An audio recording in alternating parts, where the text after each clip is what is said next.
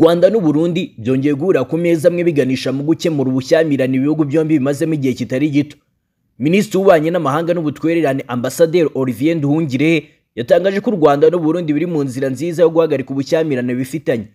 Yavuze ko u Rwanda n'u Burundi biri mu nzira nziza yo guhagarika ubushyamirane no kumvikana mu gihe ibiganiro bikomeje hagati y'abayobozi bo mu bihugu byombi.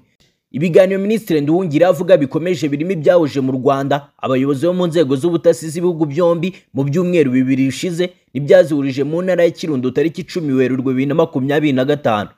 Umubano w'u Rwanda n'u Burundi wazambye mu mpera za 2023 ubwo Perezida Evariste Ndayishimiye yashinjaga u Rwanda gufasha umutwe witwaje intwaro wa Red Tabara wagabye igitero muri zone Gatumba i Bujumbura. Ni ikirego u Rwanda rwamaganye rusobanura ko rutigeze rukorana n'uwo ari we wese urwanya ubutegetsi bw'u Burundi. Ibi bisobanuro leta y'u Burundi yarabyirengagije. Muri Mutarama 2024 ifunga imipaka yo ku butaka yose ihuza iki gihugu n'u Rwanda, isobanura ko byakozwe kugira umutekano bungwabungwe. Umuryango wa Afurika y'Uburasirazuba EAC wari uyobowe na Perezida Salva Kiir Mayardit wa Sudani y'Epfo ushingiye ku ntego wihaye yo koroshya ubuhahirane n'imigenderanire hagati y'ibihugu biwugize, wagerageje kuganiriza abayobozi b'ibihugu byombi kugira ngo biyunge. Muri Nyakanga 2024 muri Zanzibar habaye umwiherero w'abaminisitiri w'Ububanyi n'Amahanga bo muri EAC. Icyo gihe Minisitiri Nduhungirehe na mugenzi we w'u Burundi Albert Shingiro bemeranyije ko ibihugu byombi bizikemurira aya makimbirane bidasabye umuhuza. Muri Zanzibar hafashwe umwanzuro wemeza ko intumwa z'u Rwanda n'iz'u Burundi zizahura bitarenze mu Kwakira 2024 ziganire. Gusa ntabwo zahuye nuko byasabaga naho intambwe yari itewe yasubiraga inyuma. Minisitiri Nduhungirehe muri Nzeri 2024 yagaragaje ko Abanyarwanda n'Abarundi ari abavandimwe, atanga icyizere ko amakimbirane ari hagati yabo azakemurwa n'ubuyobozi bw'impande zombi kuko bafite ubushake. Yavuze ko Abanyarwanda n'Abarundi ari abavandimwe, ko ubushake bwo gukemura ibibazo biri hagati y'ibihugu byombi buhari.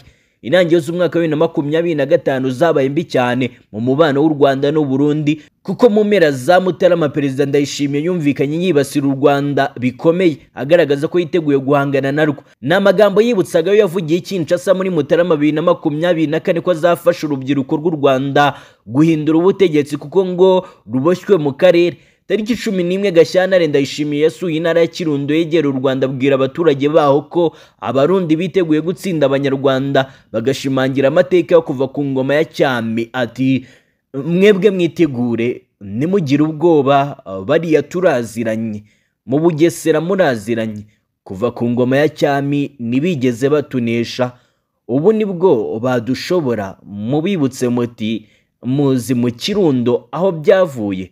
Ubwo Ndayishimiye yaganiraga n'abadiplomate bahagarariye ibihugu byabo mu Burundi tariki 27 Gashyantare, yahinduye imvuga babwira ko igihugu cyabo cyiteguye kuganira n'u Rwanda kugira ngo bikemurire amakimbirane. Ati mu rwego rwo kwirinda intambara hagati y'ibihugu byombi, twemera gukemura amakimbirane binyuze mu nzira y'amahoro.